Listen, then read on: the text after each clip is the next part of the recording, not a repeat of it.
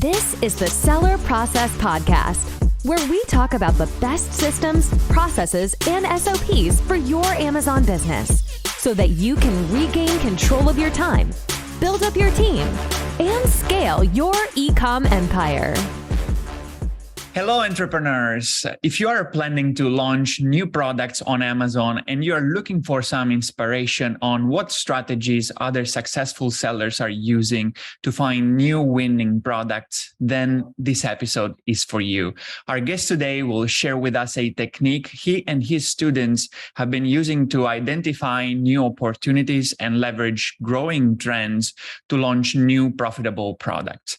I'm joined today by Luke Wechselberger, an Amazon seller and coach to over 500 students. He started a YouTube channel in 2017 that mainly focuses on FBA topics, but also covers affiliate marketing, personal branding, and cryptocurrencies. He recently spoke on stage at the Helium 10 Sell and Scale Summit and finished up being on a TV dating show, which he won with his girlfriend of 5 years. Wow, that's interesting. Hey, Luke, welcome to the show. Hey, how are you doing? Hey, thanks for having me. And yeah, that was quite the intro. That whole TV show thing was quite a wild ride, but freeing up the time that I've been able to do with the Amazon business allowed me to branch out into a whole bunch of different areas. And I'm happy to be on the podcast today, and hopefully we can share some helpful tips to your audience. For sure. Sounds great. Although I really would love to know more about that TV dating show. But today we're going to talk about Amazon. Maybe that's going to be the topic of another episode, possibly, if you have any processes around that.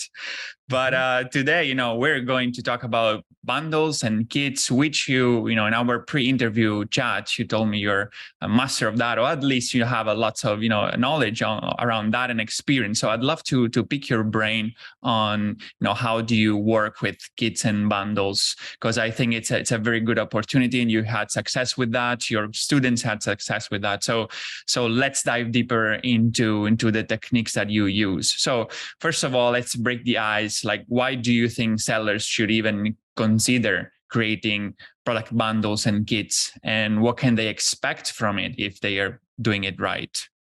Yeah, honestly, it kind of baffled me at first when I started telling my students and just preaching about bundling on different YouTube videos, the amount of people that said, I've never even thought of that concept before, because to me, it just seemed like a no-brainer to do right out the gate. Otherwise, things that you can expect when you do bundle, immediately you're standing out amongst many other competitors. You guys will notice on Amazon, many people will be having the same exact images almost across the board with 10, 20 products that are on the first page.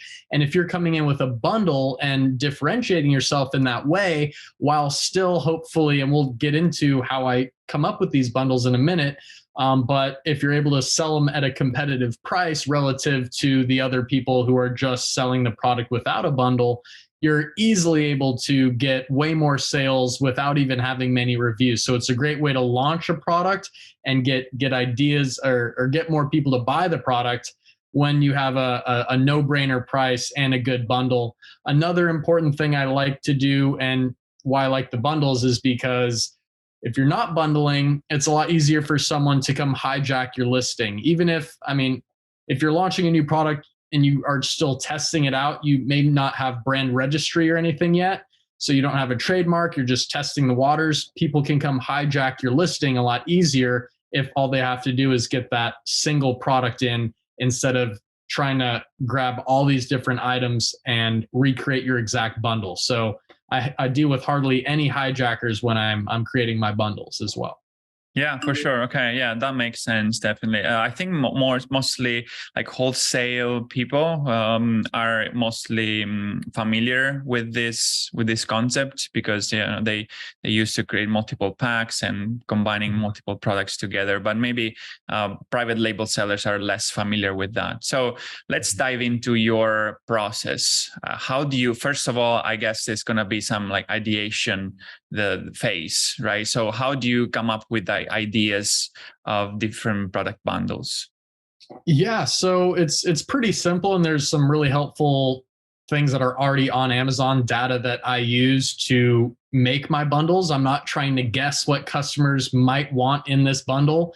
And I'm not trying to get a bundle that's one product that's $15 and bundle it with another product that's $15 as well. Otherwise, it's too difficult to sell it at a low price. And it's like, maybe that person doesn't want that expensive other product. They're just looking for that one. So what I'm going to be doing is, number one, checking out what's frequently bought together.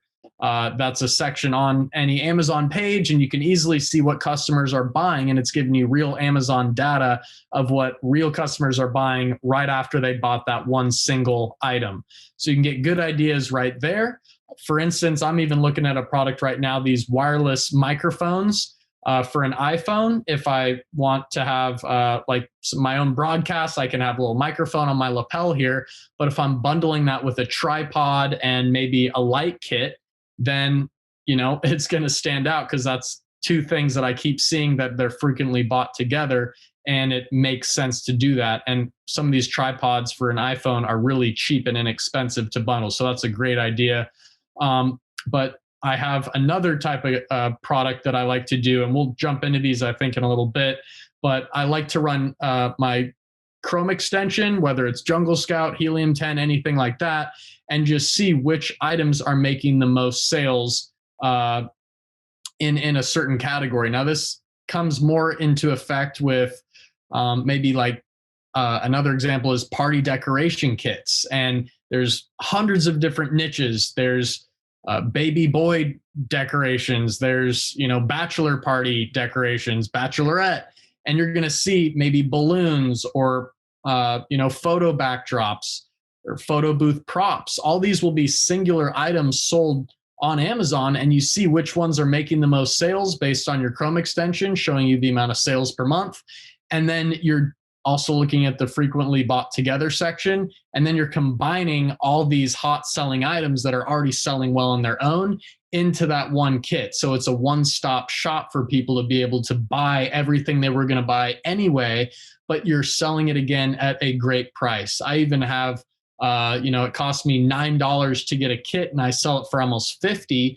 But if customers were going to buy those items separately, they'd be paying upwards of $80. This photo backdrop is $20 on its own. I have it in my kit with plates, cups, napkins, tablecloth, all this other stuff, and it's selling for $45. So I really like to make sure the kit's going to make sense, and we use those techniques to do that.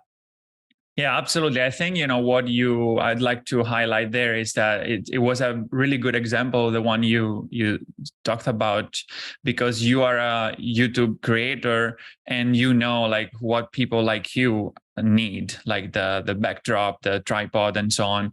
So I think that's a really a key part of the ideation process, like really knowing very well who your customer avatar is and what kind of what kind of products do they buy together with other things, because sometimes it might not be as obvious. You might not find those data on Amazon in the frequently bought together, but maybe, because you just know that customer very well. So you're familiar with what they're buying, and you can combine bundles that, most of other people cannot. So that's an advantage, selling to a customer avatar that you're familiar with, or it's yourself, like you could be a potential customer of your own products. That definitely, it's a helpful thing, right? Mm-hmm. Definitely. Yeah, go ahead. Oh, I mean, I was also going to say this is really a good way to get into more competitive markets as well. If you just try and sell that one-off product, you're going to be competing against all these people with a ton of reviews. But again, if you're selling the product at the same price as everyone else, but you have the bundle and all these extra items customers want to buy already with it, you can come in and really compete even with a few reviews. And I've tested it myself. My students have tested it with just 2 reviews. We do different launch strategies, but customers will see that item with the bundle and they're picking it up, even when it's a competitive market. Yeah, for sure. It makes sense, because basically bundling things together will lower the overall price, than if they would buy those 2 things independently.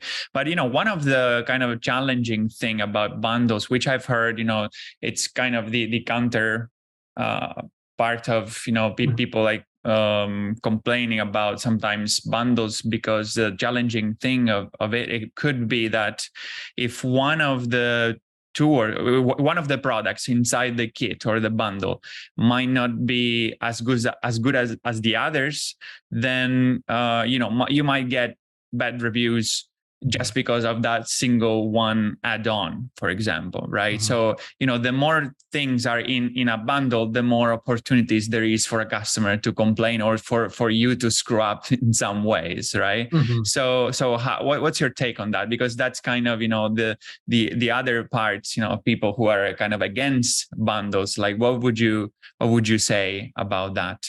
Right. Well, there's a couple points I can say against that. And number one, as important as product research is, validating your supplier and the product quality is equally or almost more important, because you can do great product research, but if your supplier is going to drop the ball, then you lose out on the potential opportunity of that great product. So I'm going in depth, very, very hardcore with many suppliers. I start with 10 to 15 suppliers, messaging them all out with certain templates that I share and include even for all my students in my program and things like that.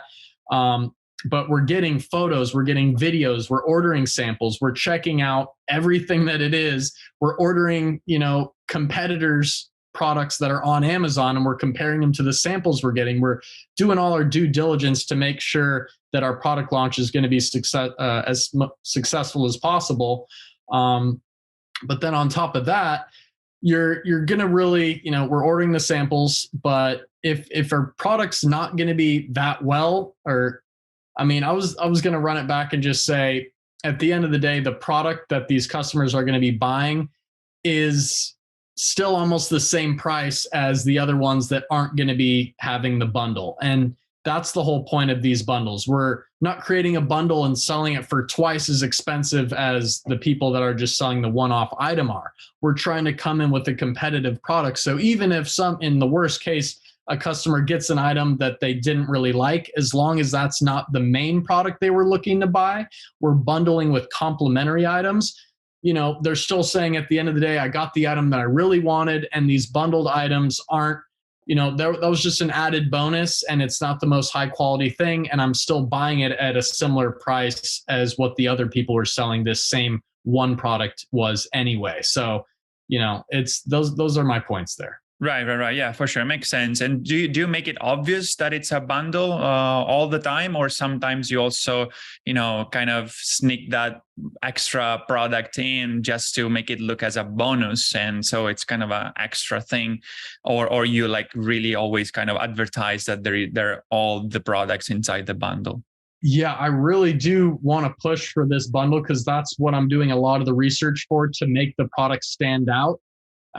Product images are going to be a great way to increase the perceived value of the image, but the actual value is with that bundle. And in my main image, I'm filling up all the white space. Images are so important. In that main image, when someone's in a party kit niche, for instance, and they just have the plates and the cups and the napkins for $25. I'm coming in with a huge kit that's covering all the white space with all the different items in the bundle. And it's obvious that it is a one-stop shop, amazing, huge offer there. There's other ways you can tie into it, a little red circle or, little kind of wow advertising that extra bundled item off in the main image in the corner there or something like that. But I do usually push for that, and it helps stand it out. Wow. Okay. Yeah. Makes sense. Before you mentioned about suppliers, contacting different suppliers, I'm curious to ask you, are you able to find all the different components of each bundle from one supplier, or you usually kind of shop between different suppliers and then you bundle them together in somehow with your own warehouse or in other ways? Mm-hmm. Well, yeah, the last thing that you just mentioned there, using multiple suppliers to combine the bundle, is going to differentiate you even more so in case it's an item that, you really can't get all in from one supplier. That's going to make it even harder for people to come copy you. And I had to do that in a certain instance as well, where I was selling a product and I had to, my main supplier didn't have the extra bundled item I needed. So I contacted another supplier. And a tip for all you guys that are doing this and want to ship from one supplier overseas, in my instance, it was China, to another supplier in China, they offered me free shipping domestically within China. So I just had to buy the product as I would have from if I was just buying from one supplier, and I didn't have to pay that extra shipping that one supplier sent to the other supplier in China. And then my main supplier bundled it together there, and it wasn't too big of an issue at all. In other instances, we are validating our suppliers with, I want to see that they're a manufacturer, not just a trading company. And that's something you can check on the Alibaba company profile. And when you're seeing that they're a manufacturer, you can go to their other sections in their profile and see all the different products that they sell. But in my initial messages, I'm taking screenshots of all the bundled items I want, and I'm sending them to these suppliers, and I'm asking them, do you have all these items? And in most cases, a lot of times they will say, yes, we have all those items. In other cases, they may say, no, we just don't have this one item. Well, that's why I've messaged 10 to 15 suppliers, and maybe one of them has all the items. And if they don't, I can contact one other supplier. They ship it for free to the main supplier. Yeah, absolutely. I think it's a great competitive advantage to have, these kind of bundles are difficult to source because maybe, the same supplier does not actually create or make those products. So if you're able to, create the supply chain, it will make, a very unique product, and that's going to be much more difficult for anybody to jump in that product. And what I've seen with my experience is that many suppliers, can actually help you to source the other missing product. So it's going to be obviously better to have like one main supplier to deal with, and they are dealing with all the others, which you may be able to maybe introduce those other suppliers to your main supplier and let them deal with each other, or you can manage the whole thing if you're fancy doing that. But yeah, I've had experience with both, and it really works well.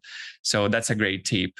So now let's go forward with the process. Let's move on with the process. So let's say through the frequently bought together, our all the ways that we know to find opportunities, the X-ray, and our own knowledge about the customer avatar. So we identified a potential opportunity. So now, how do we go with the validation process? How do we know that the kit or the bundle will actually sell? Right. So again, there's a lot of different schools of thought for launching a product. Some people like the balls to the wall strategy, where you're going all out, you're ordering a ton of units, 5,000 units, just a huge amount or something for your first order. You have a huge surplus of money and capital for advertising in your launch. You're going to give away a ton of items. I teach to a lot of my students, and this is the way I just did it myself.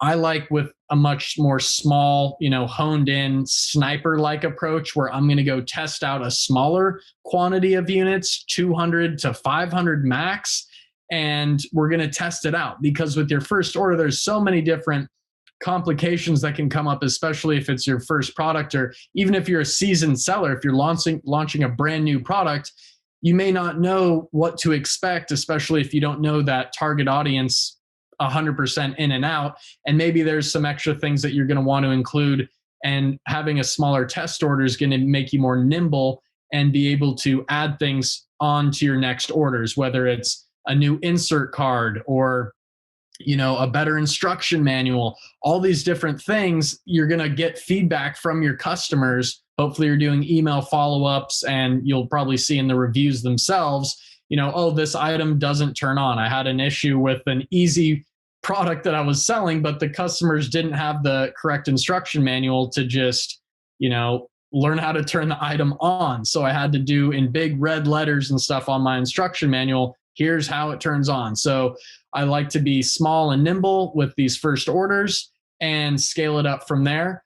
And that's what I'm doing with these bundles. We're testing out the items with a smaller order. If I'm starting to see significant sales velocity out the gates when I do my launch, I know it's going to be good. And if it's not selling that well out the gates, I'm going to run back to the drawing board real quick, see if there's another item I can throw into the bundle and, change that up in my images.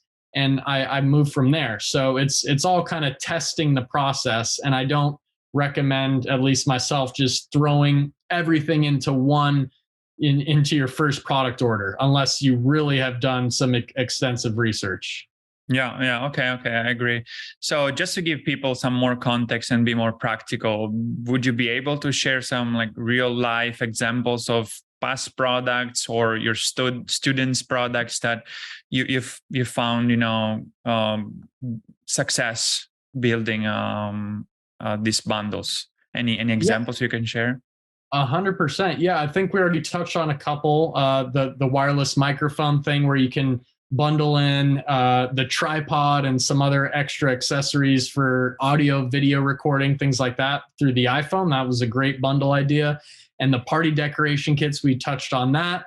And for my students, I literally have a whole template if they want to do a party kit to start out. A lot of my students are brand new beginners. I like the party kits because people use them once, they throw them away. You never see really any refunds with those. And there's unlimited niches to get into with the party kits, 80s theme, black and gold theme, wedding theme, just unlimited. And then there's unlimited bundles on top of that you can still make. So that's a great one right there. But I had a student in particular who completely crushed his first product, and it was hemp oil for dogs. And everyone was selling just a 1-pack of the hemp oil for dogs for about $35 or so. And he came in and just did a simple 2-pack. So that's another bundle that we're talking about that's not necessarily throwing in complementary items, but it's just making a 2-pack of something. And it was that simple of an idea. And his first product started doing him within 3 months. He had help from a investor, but he was doing $60,000 a month in revenue. And he was selling his for, I think, $49.99. He got it too. So it was like buy one, get one half off kind of thing, or 60% off. And it's just these bundles where, if it's a reusable product, and that bundle made sense to do the 2-pack because you're going to run out of the 1-pack of the hemp oil. You're not going to go want to buy another one for $35. That's a $70 product cost. So instead, you're getting the 2-pack. You don't have to go rebuy as frequently. And, you're getting it for $20 off. You're saving $20. And he was still able to make a huge killing with that. He did have to do a lot of research and make sure he had all the regulations for an ingestible product and things like that. But the 2-pack really crushed it for him on that. And, those are a few really important examples and different ways to bundle. It's not just pulling all these different hot selling items that are different into one bundle. It could be as simple as a 2-pack, a 3-pack, something like that. And just keep in mind, whatever market you guys are looking at, are people bundling? Sometimes I take my main product keyword and put kit at the end of it in the Amazon search, and I see if there's anyone already doing kits. And if not, then I know that, wow, that's a saturated market maybe, but it's going to be untapped for the whole bundling in that type of competitive market maybe.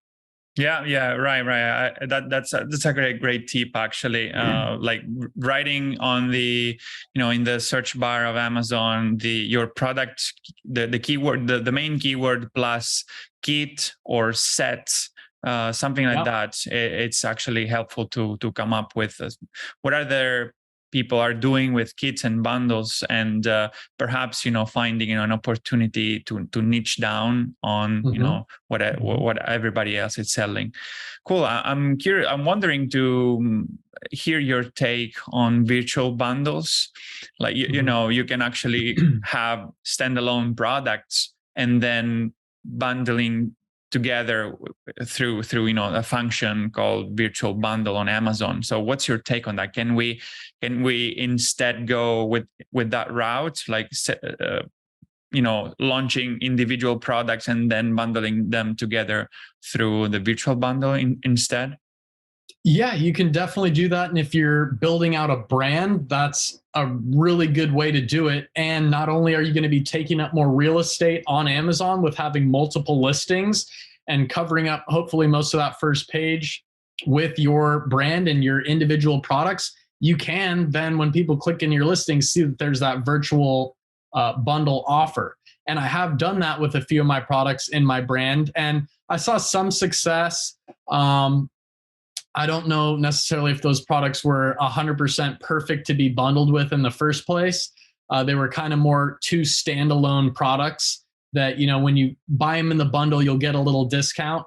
But usually the bundles are going to work better when you're really curating one bundle, all in one pack, all in one kit, and it really will make sense for those to be bought together. But if you already have standalone listings, why not try making a virtual bundle and adding more reasons for customers to buy your products? Also, you're going to be able to, if you are doing the virtual bundles, I think, get more of your brand recognition out there. And hopefully it's going to link your frequently bought together section with all of your products. And that's really going to help your brand grow faster.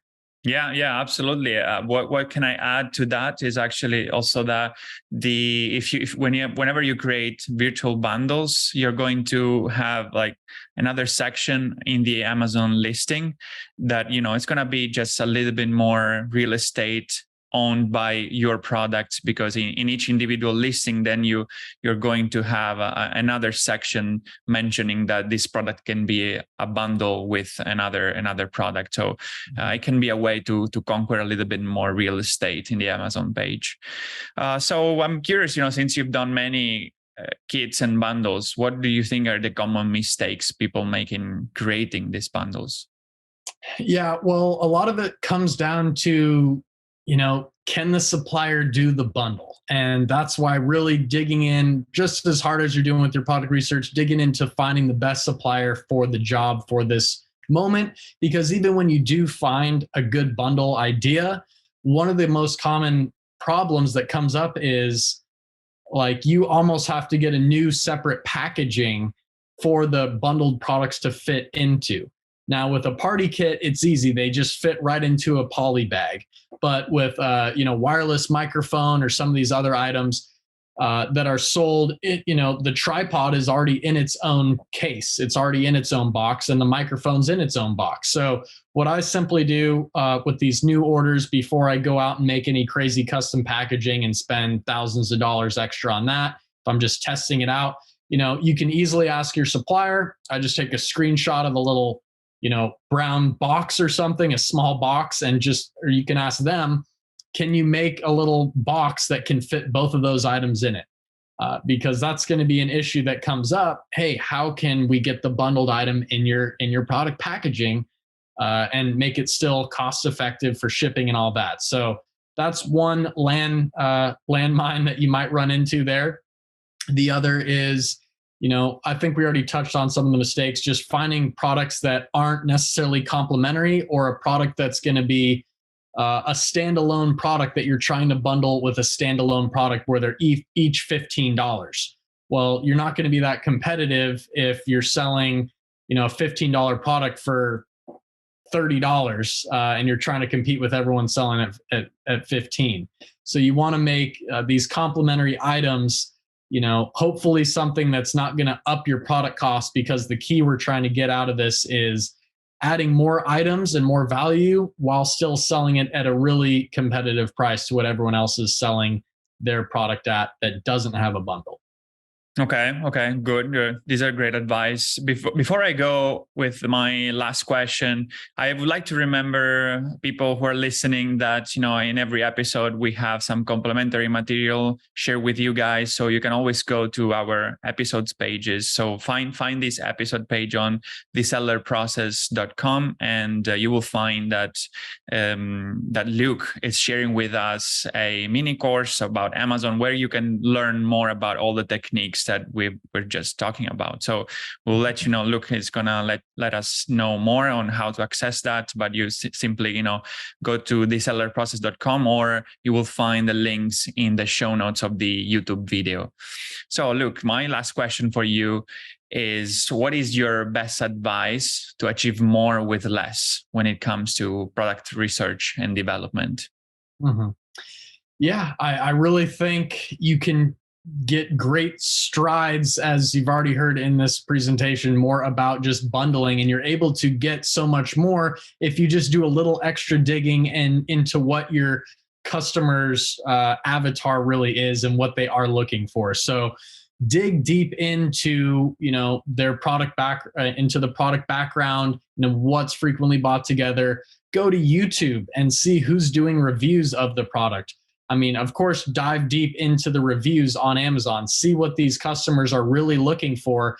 And, that's really the best thing that you can do to make your product stand out. And if you're throwing in these items that people could barely even imagine would be bundled together, but wow, it's here, it's live, we can buy it, and it's a great price, that's gonna, change so many customers from even going from those more products that have great reviews and tons of reviews into your product that maybe only has a few great reviews, but you're selling that bundle. I just think, find the products that are going to give you more opportunity to, make the bundles. And that's pretty much it. Yeah. Awesome. I love actually the tip of going on YouTube and, looking for tips for like unboxing videos, for example. I think that's going to tell you a lot about your customer avatar, because many times people who do these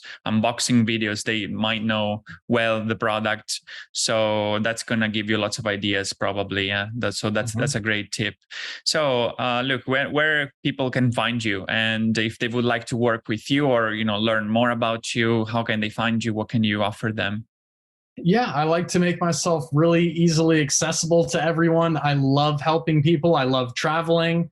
I hope to meet Marco here in Bali pretty soon. I'm going to start out. I'm in Seattle, Washington now. So if anyone's in this area, feel free to message me.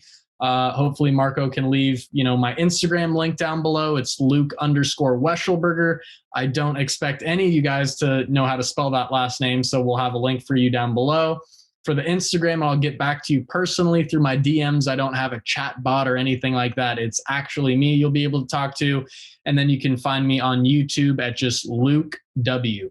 I made it easy for everyone on YouTube, and I cover a lot of different topics, mainly Amazon FBA, but I've branched out into a few different things. As Marco mentioned, I have become really enthused with cryptocurrencies. I've been involved with that since 2017 as well, and I love to meet more like-minded individuals. So that's always there for you. And I think Marco also mentioned about my Amazon Seller Pro mini course. I created it. And for this podcast especially, I want to give it to you for free. So all you'll have to do is, he'll also hopefully have it linked below, but you can click on that. And then at the checkout page, enter seller process, and we'll have that spelled out for you. It's all caps, all one word, seller process. And you should be able to get the Seller Pro mini course totally for free. And it's really professionally made, and it's a little bit more on the beginner side of things. But, if you want to share it, give it to a friend that's been on the fence wanting to get into this. That's a great thing to give them, a little early Christmas present or something, or birthday present. And then I do have my full Amazon course, which I also have a special little discount for you guys here. If you just type in Seller Pro, all one word, you can get my full course. It's about 9 hours long. It's a lot of information, but I go really in depth, and you can see the whole curriculum on the full course homepage. So Marco, thanks for having me, man. And thanks for everyone that stayed tuned till the end here. Awesome. Thank you, Luke. Thank you for sharing all your tips. Guys, the key to success is to emulate the best. So put in practice the tips that Luke just shared with us. Take advantage of the complementary material. Go to the sellerprocess.com, and, you can download the complementary materials, the mini course that Luke is giving us for free. And enjoy that, put in practice what you've learned today. And guys, have a productive week, and I'll see you in the next episode. Hey, entrepreneurs, I hope you enjoyed the episode and learned something from the interview. If you're serious about creating systems for your business, automating processes, and building up your team so that you can transfer the tedious daily tasks in order to focus on more high-level strategic tasks and work on your business and not in your business, I've created a guide for Amazon sellers named Capturing Systems and Creating SOPs that you can find at thesellerprocess.com/systems ebook, where you will learn how to leverage systems and SOPs in your Amazon business so that you can accomplish more by working less, optimize your time, automate and delegate tasks, and reap the benefits of being a true business owner and not simply an operator in your own business. Go download the ebook at thesellerprocess.com/systems ebook and start implementing all the tips and insights that I share with you. And leave us a review or a comment to let us know how the content we are sharing here is making an impact in your business. And have a productive week.